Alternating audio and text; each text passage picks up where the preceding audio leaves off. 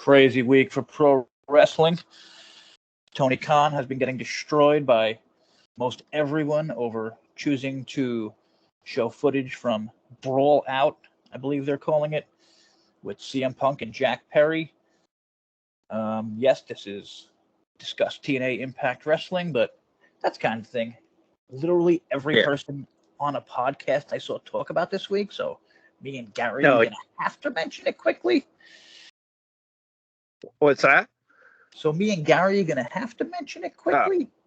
I was just going to say that predominantly is what you could say kind of ruining wrestling right now. That story, showing the footage and whatnot of what down between Perry and CM Punk, kind of a low and desperate attempt by Tony to spike a rating.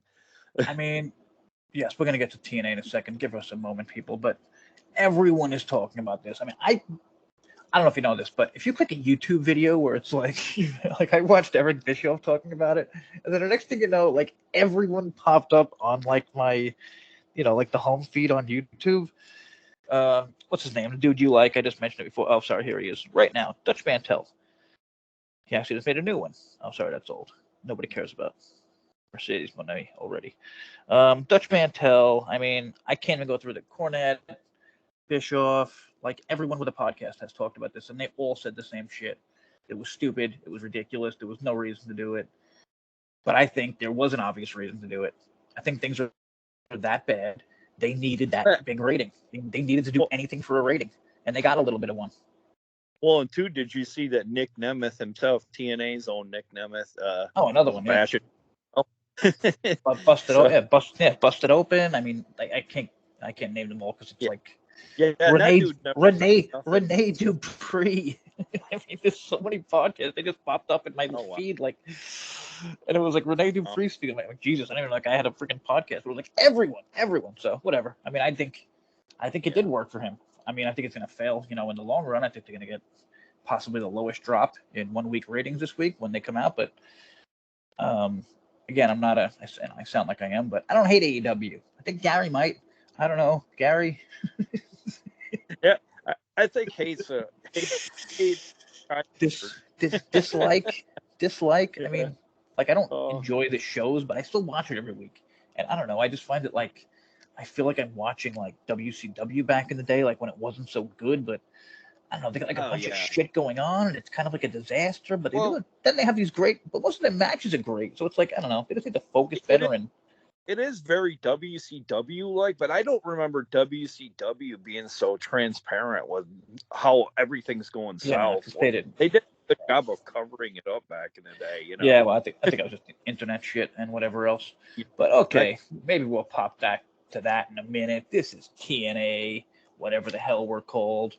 We don't have a lot of news, but TNA did announce matches for April 21st at the Palms, which is not selling too well, and people are complaining about. And yeah, I don't know how you don't complain about that. I don't know why they're picking places where it's what do they see? 1,200 here, Gary? You know that kind of shit. Yeah, between 1,200 and 1,500. But someone had mentioned too the last time they were at the Palms, they had a good walk-up crowd. So I don't know if it's a case of it being so near Vegas.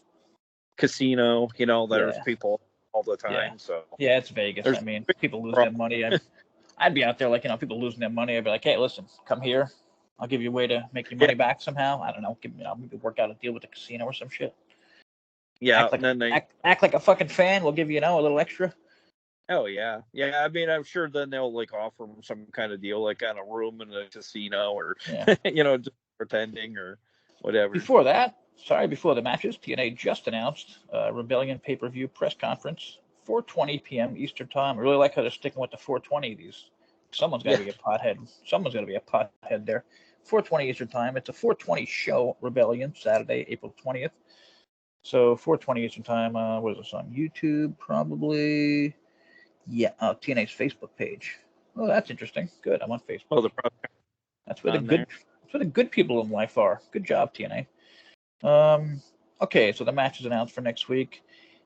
First one we already knew about, I think. Jordan versus Miyu Yamashita.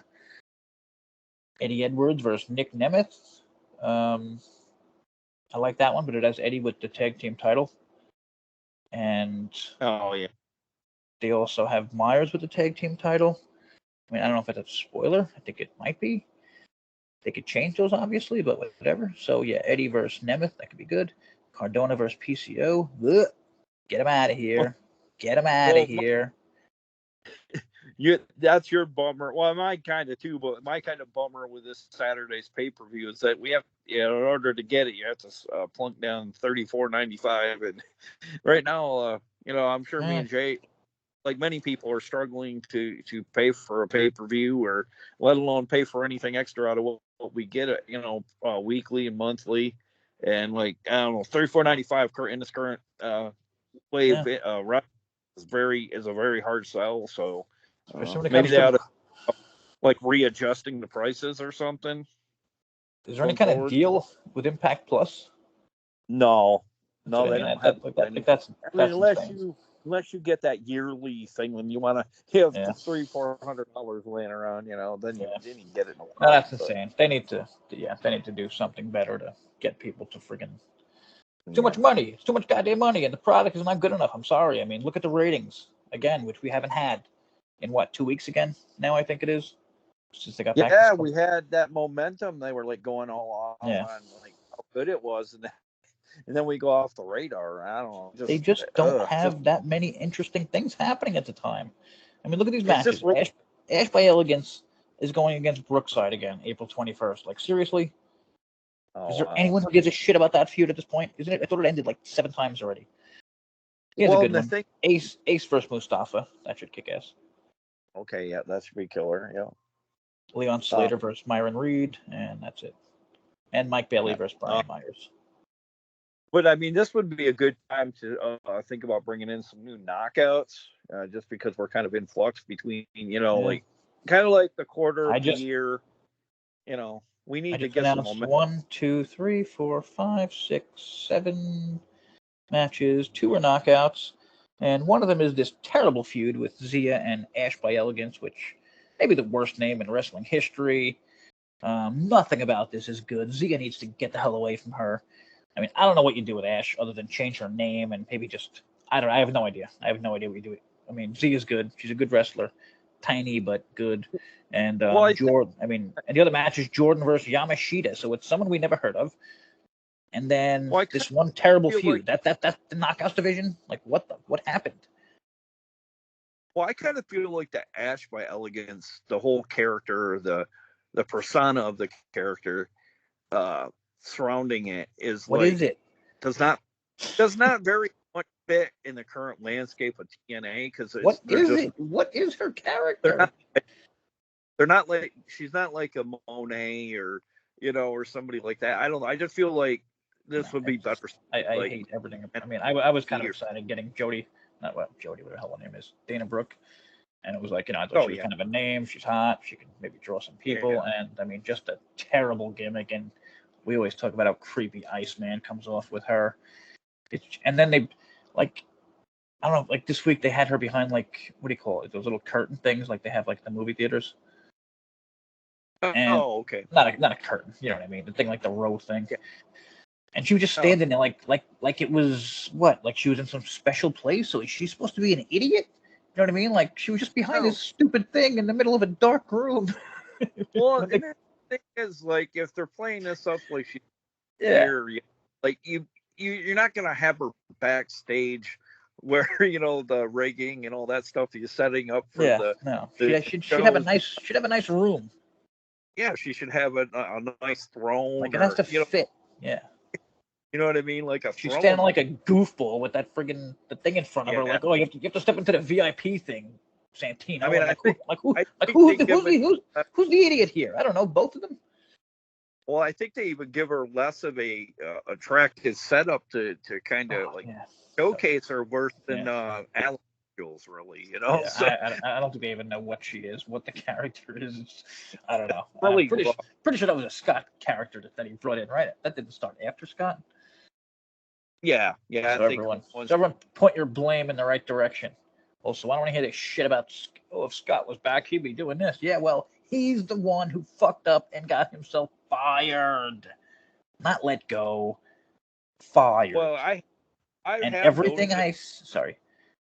everything I said about that whole thing with him banging Giselle, and everyone was like, "Oh no, that couldn't make any sense." Where are they both now? Scott can't even speak for some reason because he's probably got some legal issue with maybe Giselle and whatever else. Who knows? But Giselle is also gone. They just heard they threw out some bullshit that she was injured. Yeah, she can twerk really well. So I guess it's one of those injuries where it doesn't affect your twerking in any manner.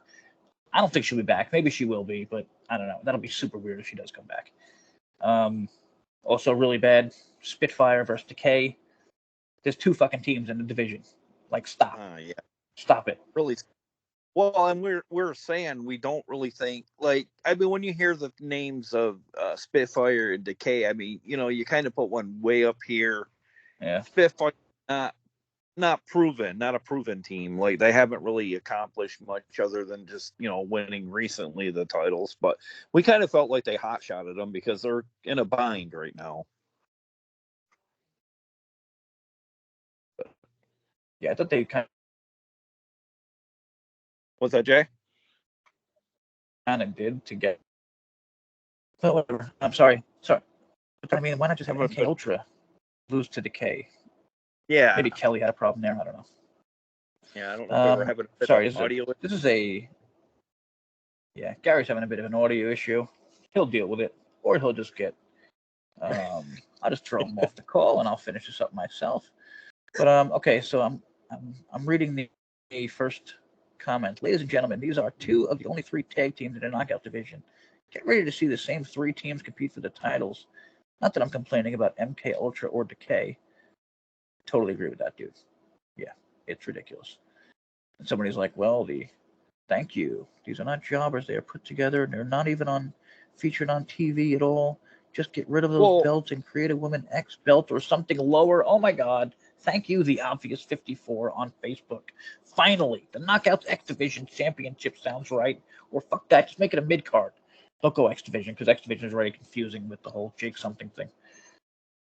Well, my current thinking with the current way Anthem's running Impact or TNA right now, I don't want them to feel like they are in a comfort zone right now and they think, well, we've got a show, we have some champions, we're doing all right ratings wise, not where we want to, but I don't want them to be complacent and think, well, we got a wrestling show and we're not caring about the storylines and like the direction or building the depth, and like they're just in it to, some people have said that they're in it to have. That was kind of my fear, and we've been talking about it. Like, will they become Ring of Honor? Will they become what Ring of Honor was? And now I'm not abusing Ring of Honor, because Ring of Honor. I mean Ring of Honor on television, because I don't know if a lot of people know this, but Ring of Honor fucking kicked ass selling tickets up until like the day they died. It was incredible. Even when AEW was going on in Ring of Honor, they was still selling solid. They sold incredible. I didn't want to say it because I had like a calendar at the time, but they were just murdering TNA. Like, the amount, it wasn't even close. It was like WWE, Ring of Honor, and then it was a giant gap, and then it was TNA. That was before AEW. Well, they when they did that collab show, but their TV always sucked. No. Well, that in that New Japan, when they worked with New Japan, they were able to sell out Madison Square Garden. Yeah. Oh yeah. Totally forgot about that. They sold that fucking MSG. Yeah. But I mean, they sold a lot of shit. I mean, they did really well with tickets, but I mean, that's what Impact is missing. Like, they got the boring Ring of Honor television down, if that's what they're going for. I don't know. It just feels like there's just a lot of wrestling, and I feel like they're trying to be more like AEW than WWE, even though there's 3 million people tuned into SmackDown last week at one point. And I think maybe 1 million tuned in to just see that ridiculousness on AEW, which was CM Punk. It was watching CM Punk on another show, so it wasn't even one of their own people. Okay, I think that's it for the... Oh, no, sorry. A little more quick news here. I have results from the OPW Australian Stampede, which this is the one that I kept going crazy about. Like, I think I mentioned last week that I knew these things happened. There were 2 matches. One was the night before Stephanie, Mickie James, her event. But sorry, this one Shit, wait a second. Did I just see the name Josh Alexander? Oh Josh yeah, Al- he opened the. Josh He Alexander opened. defeated Mance Warner. Well, damn it, I missed it. Oh, okay. I could have put it in my Okay. title. Son of a bitch. I don't have it. Okay, I was getting up with the way the show opened this week. Yeah. I didn't know if that's So, what we were. damn it. Can we get Mance Warner? I mean, what the hell? He's got to be a free agent now that he's doing shit like. Well, I don't understand. I don't know if that was a Scott thing because at one point Mance Warner became available and like I don't know, he had like a falling out with MLW. I don't know if Court Bauer and him had heat or what, but like he was out there. Isn't he still out there though? No, I don't think he currently is. I think he went. I don't know if you want to say crawling back to MLW or if he just didn't have any takers. You know, like maybe WWE didn't have nothing, for him. Like they weren't impressed. And like you're either a high. If you're an AEW, you have to be a high flyer or something. Something where you cause a lot of drama for you before you're hired. So yeah, seems that way. I'm confused about this whole. Why would you go to Australia to wrestle Mance Warner? Like I thought the whole idea was like Robbie Eagles went against Kushida. Robbie Eagles is pretty good. I've seen him a bunch of times. Chris Masters was there. He's the Stu Hart Heritage champion. Oh, wow. And Stu Hart must be rolling in his grave. Unless he's alive, I'm not sure. But Chris Masters, come on. Gangrel won the OPW Tag Championships with Edward Dusk. But hey, good for him. And Moose defeated someone named Adam Brooks, who I looked up. He's supposedly one of the best Australian wrestlers for the TNA World Title. So that's cool. It's Oceanic, like a crowd favorite. Yeah. So like this was at Oceania Pro Wrestling, and you can find it on Triller TV, which I didn't realize is Fight TV now. Did you know that, Gary? And why they still calling themselves? Why they still got the Fight TV labels everywhere? Honestly, I did because like I subscribed to their instant messenger for that, and it's always saying Triller. I'm like, I hear us mentioning it sometimes on TNA programming. They'll say Triller. Was there not a Triller TV that was like a horror movie one? Am I thinking of something else? Thriller? You might be thinking Thriller. There was a. I don't know if there's a Thriller subgenre channel on like Pluto. Oh, yeah, and then probably. I used to have a TV show or TV network on cable. It was called Chiller. Maybe that was it. Or I don't know. Maybe it was. Maybe I saw that Triller out. Maybe I saw that Triller out there for a while, and I just didn't put together it was Fight TV. But yeah, there's a StarCast. What the hell is this called? StarCast wrestling show bundle from April 13th, $15.99. I guess you get to watch. You get to watch the replay of Australian Stampede and Her. Her looked pretty decent. Mickey James had a match. Tenille Dashwood was there. Jody Threat defeated Steph DeLander. That's kind of weird. So TNA fans just ignore that because that's the number one contender, losing to a tag champion. And then Jordan Grace defeated Delta, who I got to say has an awesome look. Definitely check out that look if you can. I mean, it's pretty easy. Just look up Mickey James or whatever. Or check out alldistractions.com. I have really good look. Man, she has like red like dreadlocks, just like really badass, man. She's kind of like a luchador. I don't know. Really hoping it would take her home with them, but don't know if that's a thing. And I guess now it's TNA time. TNA Impact, April 11th, I believe. Yeah, it's the second to Where last. The hell was this? Philly? In Philly. Yeah, it's at 2300 Arena. We're there again next week, and then I think the Philly crowds have been pretty good, no? Yeah, they really have. They embrace the TNA chanting, so I'm all in, unintended. So you can get that kind of reaction at a current TNA show. I guess that's something in itself.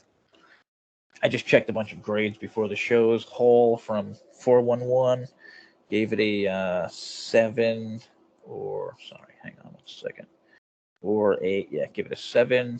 Our friend Christian Thompson gave it a 6.75, and somebody else that I forget the other dude's name at 411 gave it a 6.5. So all in that exact range. And I hate to say it, but I kind of agree. Maybe I'd go a tiny bit higher because the crowd was really good, and I actually liked the opening. Tommy Dreamer, I got to give it to him. I think he lost a tiny bit of weight. It's not a joke. I really do. I think he's getting into a little bit of shape.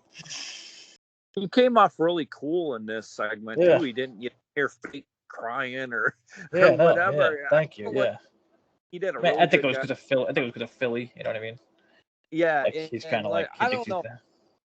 I'm gonna mention it right off the bat, so there's no question about what I thought of the show. I've honestly thought the last couple of weeks I've been very impressed with the direction they've been going, only because like I feel like they've done a very good job of building to the pay-per-view.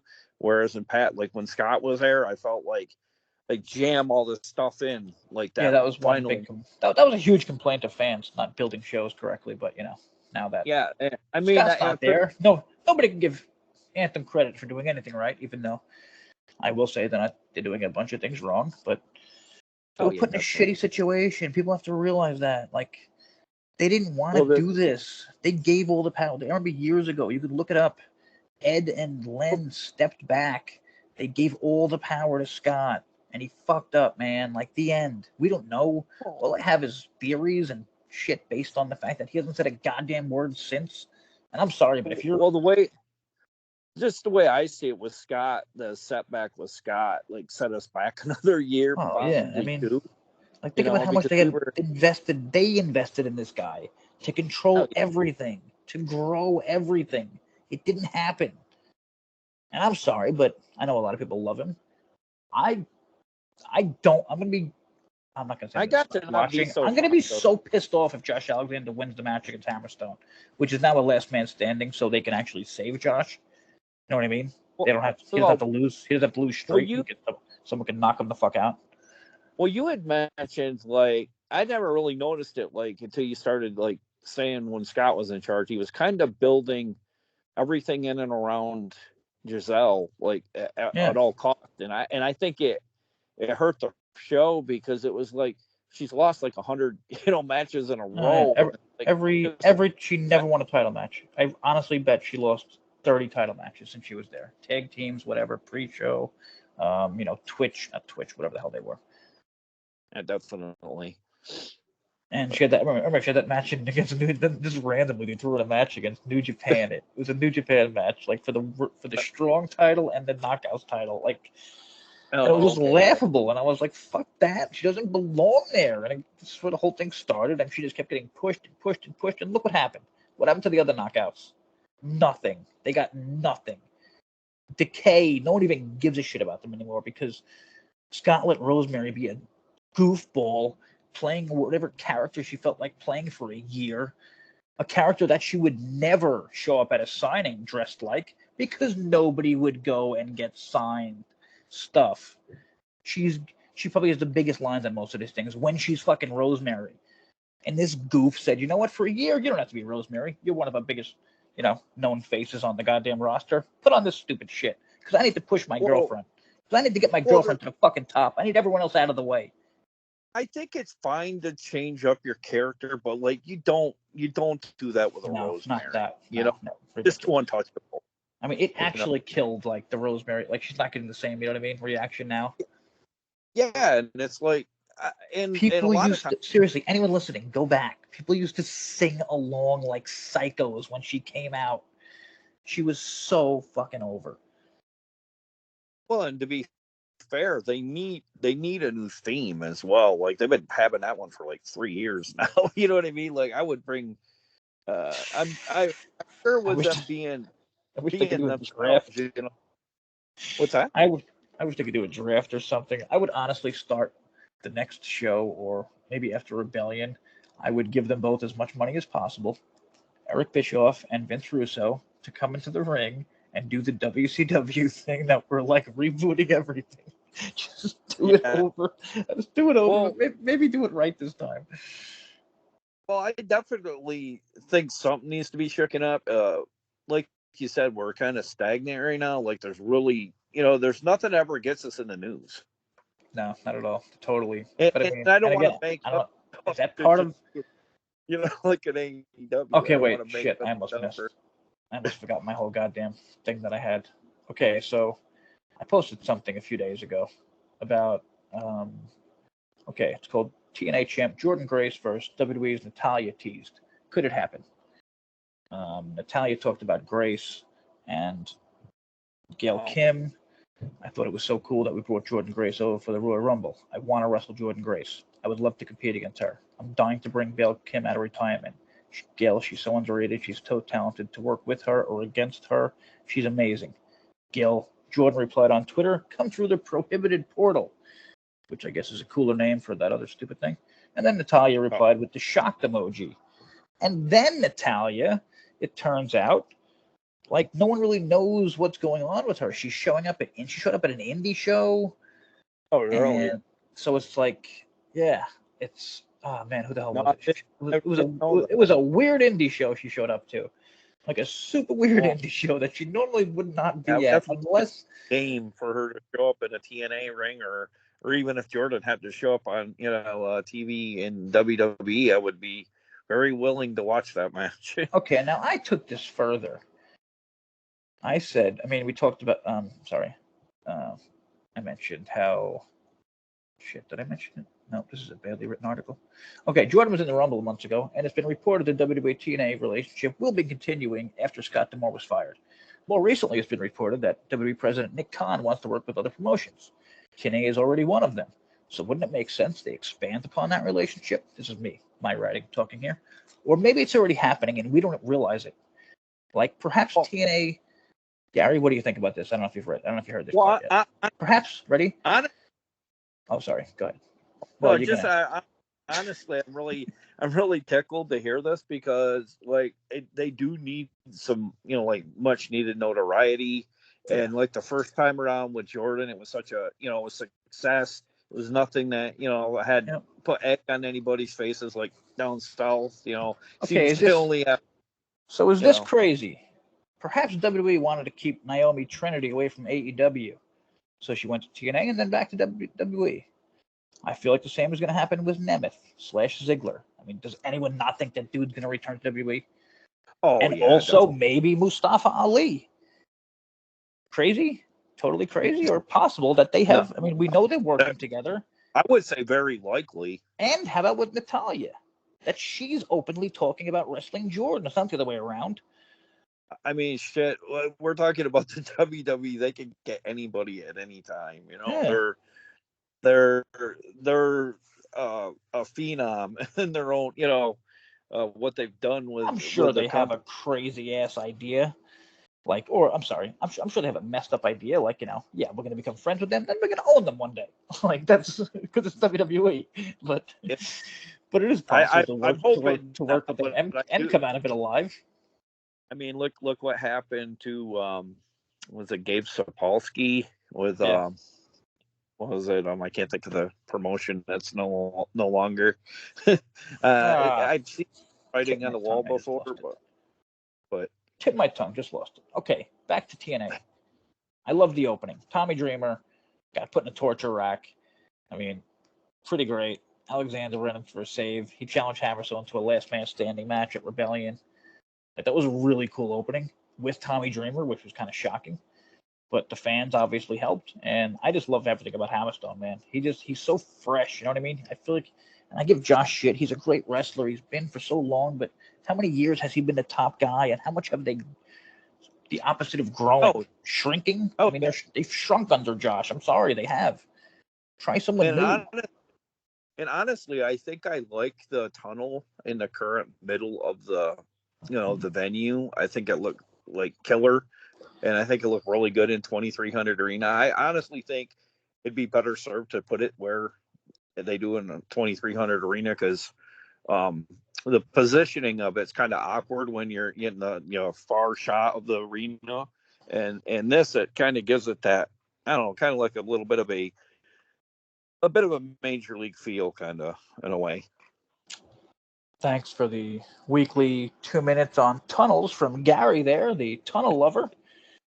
Got to mention, fantastic opening segment. It's very rare that TNA opens their show in anything besides a video package, so this was great. From the brawl to Dreamer trying to calm things down, and then Hammerstone with the predictable attack, and then the LMS feud.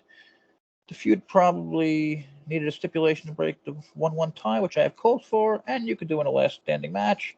in a way that even a loser looks strong. Totally said it. So Josh can lose, and they can protect him. That's Christian Thompson. Totally on the same page there. Really like it. Yeah. So then Crazy Steve versus Laredo Kid. This is a weird one. I don't know. I think it's just so weird because Steve has been facing so many goddamn, what's the word? Hardcore guys. Oh yeah. This is, and I think it wasn't too long ago Laredo had a shot at Crazy Steve, didn't he? And then he got he couldn't make the show or something. They had like a whole thing about it. Oh, what happened? I wondered because it's like, I guess they're for that lost match or whatever. But this was a DQ, back and forth, stupid ending. I thought it was a good way to open up the show with having a couple, something that's not like really boring, like with the but X Division, like taking on somebody that's crazy, and I don't know, it's just good way to open the show. I mean, they've opened the show with by far a lot worse. Like we had mentioned, I love Laredo Kid. Guy's a great wrestler, man. I don't know if people realize he's the goddamn mega AAA champion. Like that's the biggest goddamn title you can get. Like he's legit. He's had crazy matches with Omega. Well, that's what I was saying. Like there's no reason why he couldn't be our version of Rey Mysterio. Totally. He has the mask. He could be totally marketable. Or something close to it. Also, where the hell is that other dude? Kalisto, but he was with them. Already? I don't know. I kind of thought he was gonna stay on and we mentioned last week he gave a name to the mic check. Well, sound check. Yeah, he gave sound check the name. So I don't know. Maybe he left after that. He's popped in. I don't know. It's kind of weird because like I thought we were all but signing him. I don't know if that was another bad Scott decision where he just didn't want to break the bank or pay, what he was asking or whatever, which really. And I got to say, speaking of bad Scott decisions, this is one of my most hated, and it happened at the end. I don't know if it was just him being a dick or something, but Khan murdering people, like literally, not literally, but in wrestling, kayfabe, he murdered people. That's his whole, how he got to even face PCO. In a Monsters Ball match, which everyone knows who's going to win, and I hated the part. I absolutely hate this part now. I used to love it, or I loved it a long time ago. Remember when Roddy Piper was locked away for 24 hours in Alcatraz? Oh yeah, I think I do kind of remember a little bit back in the day about that. Yeah, like I don't know. I don't want to hear like wrestlers have been locked away for 24 hours unless you have fucking some kind of proof or video like Piper. You know what I mean, from back in the day where all that time. Like how about like a live feed of them in 24 hours where anyone can actually check on it? Or, I mean, whatever. Make it, they don't have to be locked up. Jesus, it's just a stupid thing, but whatever. Time machine, we're backstage, and they just all apologized. That was I guess that was like a nice goodbye for them. Like, I think they were going to feud, and then they were like, shit, we're leaving. What? Can we have like a nice little segment to say goodbye? Yeah, well, the thing is, it was kind of weird too because there was some bickering, and then all in 1 week they're like, "Yeah, the bickering's behind us," like we're going our own way. And I think it's I think they probably signed within those 2 weeks, and they were. I do think maybe doing stuff. Maybe Impact was that possibly they might stay around, for a little longer. I don't. But and how about this? Shockingly, the men's tag division is actually becoming a bit of a thing. First Class had a very good match, and I think their first ever tag match against Bullet Club, who I totally understand if you want to complain about Bullet Club losing, but it's amazing how a heel change and a better written direction for a Rich Swann can make and Francis different. World's different, And Francis has been. I mean, we could discuss. Oh yeah, he's been fucking fantastic, man. And he had a good match. I was saying, I haven't seen him wrestling, but he looks like a big dude that could probably throw some people around, and that's exactly what he did. Yeah, definitely very agile, very much like the Ugandan headhunter, kind of like a little bit, like when he'd get knocked out of the ring and he'd land on his feet. Very, very agile big man, I think. Yeah. Not much more to say about him. We're big fans, and Joe Hendry also crazy over in this whole thing. He got the crowd chanting "Fat Uncle Phil." I mean, the crowd, pretty much all the crowds are into like this segment, which is kind of crazy. Well, another little thing I don't know if people out there know is, isn't it? Well, I know Will Smith is from Philly, and then like the throw in there with Uncle Phil, and then like, Oh yeah. He was I don't singing. know, it's just He was singing the little, opening. little Philly nod all the way around, and then like Kobe Bryant's from Philly, things like that. Just little bit of everything added in there.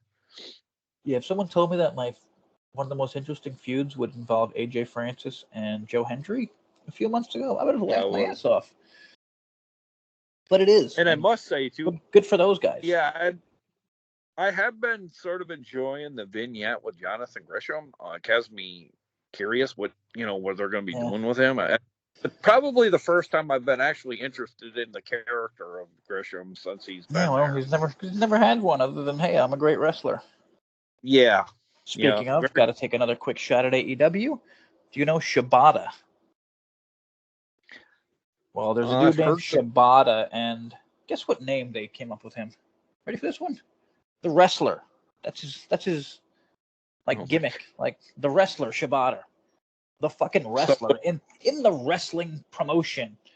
Like, oh my god. Seriously, like, oh man, I can't even think. Might as well just call him like. They're not referencing Randy the Ram, right? From the I thought maybe, but like he's totally not that kind of. He's just like a Japanese guy that is really good at wrestling. So I think they're just making it like he's a really good wrestler because they are so fucking uncreative. It's unbelievable. I wasn't sure if he meant he like dyed his hair blonde and then like he kind of was. No, nothing like that. Not even. Oh wow.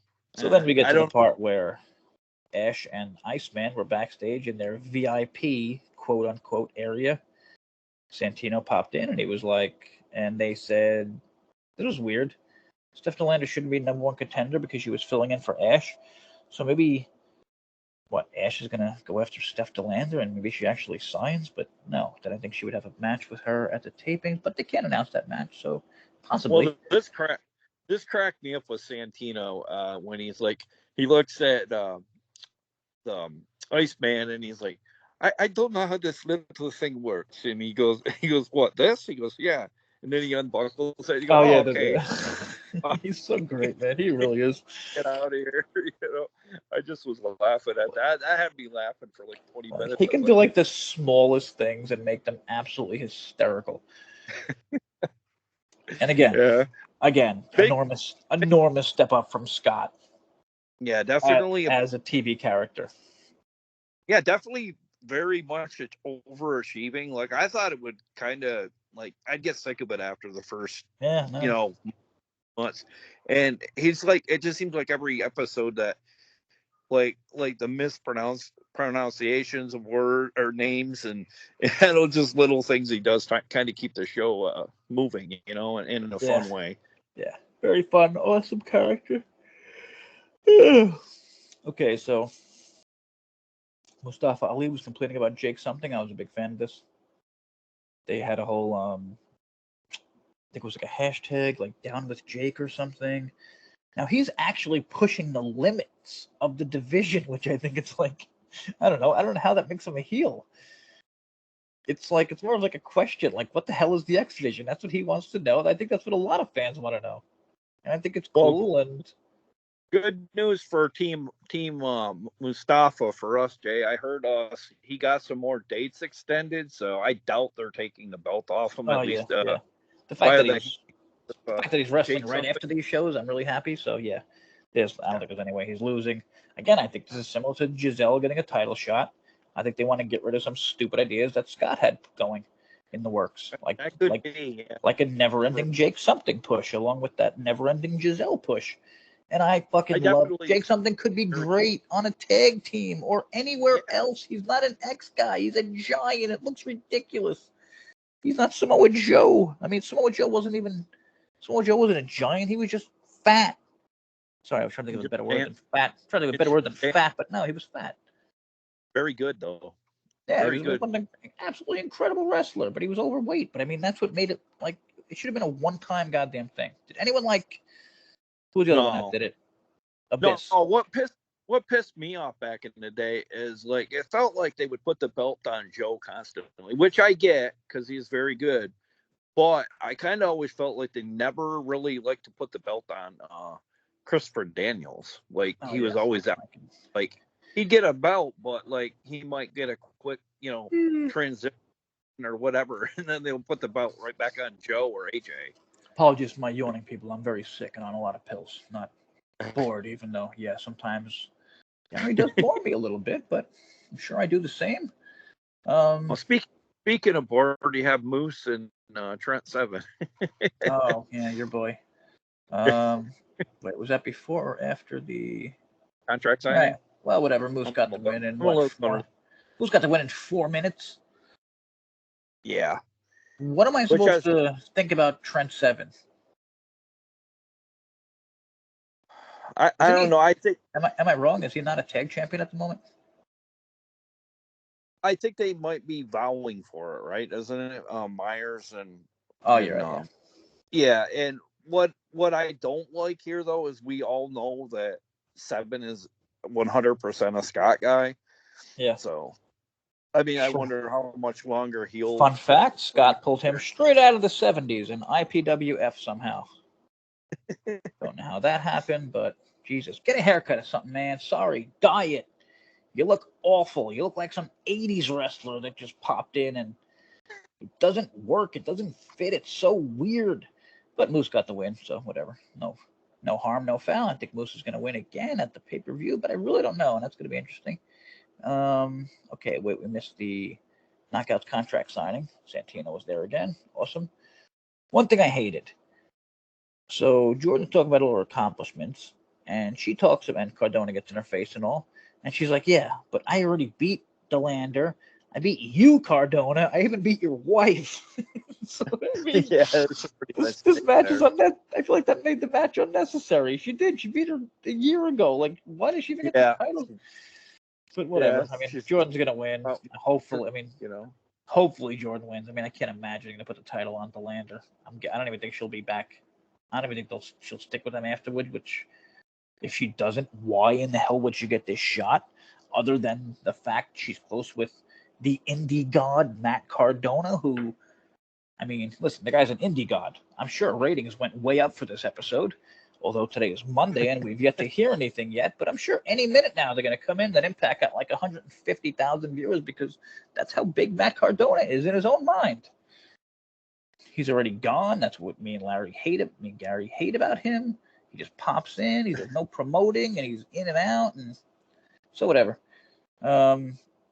I don't know. I mean, they all, like Thompson said, it was a good way to get all four of them on the show, even though it still didn't solve anything. Yeah, exactly. The Gresham mask, that was pretty cool, like you said. I do think I have a really good spot to put Trent Seven in. We don't really want him in the tag division. We don't really want him on our show, but I think he'd be AEW.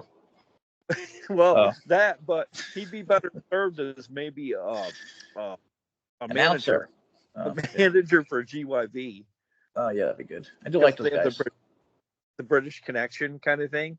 Yeah, I do like those fellas, but again, they lasted a 4-minute match against James Drake, who were supposed to, like I mentioned before, they have a good tag division, but do they really? If they're getting humiliated by singles wrestlers? Well, and to be fair, I don't like Jake's finishing move, the Void. I don't know, just something about it. It looks like you could possibly kick out of it, and it's like nobody ever does. You know? It's kind of like a mid. Yeah, I didn't mind that match as Drake got in some offense, but it was all about something overcoming the odds and dominating. The finisher was cool. Ooh, total opposite from what Gary said there. Ooh, Gary versus Christian, nice. Mustafa Ali had a celebration. Oh, yeah, this is what I love. Say no to Jake. That's what it was. I thought it was great. Ali complained about the division having no limits. I mean, I loved everything about this. I love Ali. I don't know how he's a bad guy, and I really hope he wins. And they attack Jake, and I don't know. I really like that. I liked everything about that. They're making me give a shit about the groovy veterans, which I'm calling them. I don't care. I think if you give Mustafa somebody that's equally a face that's like prominent, I think I think we would probably kind of lean for the face. But they don't have anybody that can, like, I mean, even made Saban look like he was a rookie. I mean, he beat him twice, and I mean, how many guys do you know on a TNA or all wrestling that have beat Chris Saban back to back, So what I like most about him is he actually is a goddamn character. Like, he could have just came in and put on great matches, Ali. yeah, and I think his smile on his face says it all, Oh yeah, about him. dick. You don't even really, yeah, he's like, I'm better than you. I don't have to, I don't have to explain myself to anybody. Yeah. Next week they announced Hammerstone in action. Nemeth speaks, and the System versus Motor City Machine Guns, and I believe their last match ever. And now we have the Monsters Ball, PCO versus Khan. Gary, what did you think as a crazy person? Well, as a crazy person, I would have liked it to have been a little bit, maybe possibly bloody. I know that's kind of hard in this day and age. Is it though? Is it when you're on your own network? Well, that's true. Are they going to sue themselves? I just feel like wrestling as a whole, they kind of like have walked away from that. Unless you're AEW, and I hear they have nothing but blood. I don't know. I don't watch their I swear to God, John Moxley bleeds every match, and this week he's bleeding in the graphic. It's like, I don't know if they made a joke about it, but like, to me it's hysterical that he's bleeding so much he's bleeding in the graphics now. But yeah, I get you. But also, I mean, WWE's been using blood very smartly, I think, with the whole Cody thing. I don't know if you saw that with The Rock. Oh, the TV 14 and all. Yeah, like rubbing, Cody's blood on the belt. I've actually looked at more of that than I would for AEW. I am very interested with the stuff with Cody, just because I feel like it's a story. It's a huge story. Yeah. He got his, just due, and they did actually put the world title. I don't know if he had it in AEW, but I do. Well, that's what I mean. And I think he quickly came out and made a mistake, saying he would never go for the AEW World Title, like trying to be like a super face. Like, I'm not going to win the title for my own company. Very, very cool of WWE to do that, just, for his lineage alone, and then like that.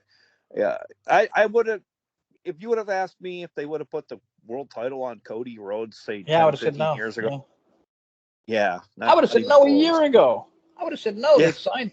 I would have said no. They gave him a lot of money, and they're like, "Dude, we can't put a title on you. You literally broke my throne." You know what I mean? Like Triple H, like, you took a shit in my face. Yeah, definitely. But it might be the total opposite. You know what I mean? It could be the total opposite, where they're like, Triple H is trying to show like he's bigger, but also sorry, I have to jump over to this quick. I don't know if you heard any about this. Vince Russo has a crazy or possibly good theory that Triple H is on his way out. And yes, they called the entire week the whatever of Levesque or Levesque, like the era of Levesque. But he was like, they did it. It was too much. And I forget who was on the show, but it was like a smart old wrestler, Stevie Richards. And he was like, yeah, man, it's too much. Like, they never do this for someone. Like, when do you, and, he's like, when did they put somebody over like that? And they're like, it's usually before the fall. So he was saying, like, that since The Rock came in, they don't need Triple H anymore. The Rock has his own people. They're all going to run everything. And The Rock fucking hates Shawn Michaels from, like, forever ago. And Triple H, life, there's some real... Yeah, they Triple H and Shawn Michaels kind of held him back. They did everything possible to hold The Rock back in his younger days. So could you imagine The Rock coming back at the top of his fucking... as their bosses now? Oh, wow. Like, I thought it was insane, but the more Russo was talking, it's Russo, sure, say whatever you want, but... And, like, they've literally been calling things the era of Levesque. So, like, it does definitely sound like it's going to continue, but I don't know. I mean, I could also see them being like he said, what if Triple H knew something? You know what I mean? Like, don't you want him and anyone that was close to Vince out of there? Oh yeah, definitely. I think Triple H was always kind of like waiting in the wings, waiting for that moment to seize. And he was always the biggest Vince guy. People just say he's like Vince number 2. They wake up, they go to the gym, they live at the gym, they live wrestling. That's their lives. So whatever. I don't know how we got there, but back to TNA. Pretty interesting. Yeah, I mean, PCO got the win over Khan. I mean, I'm pretty sure this was obvious to most people. I don't think Khan should ever even be in the situation where he ended up. Also, why is there a goddamn Monsters Ball 2 weeks or a week before Rebellion? Why wasn't it on Rebellion?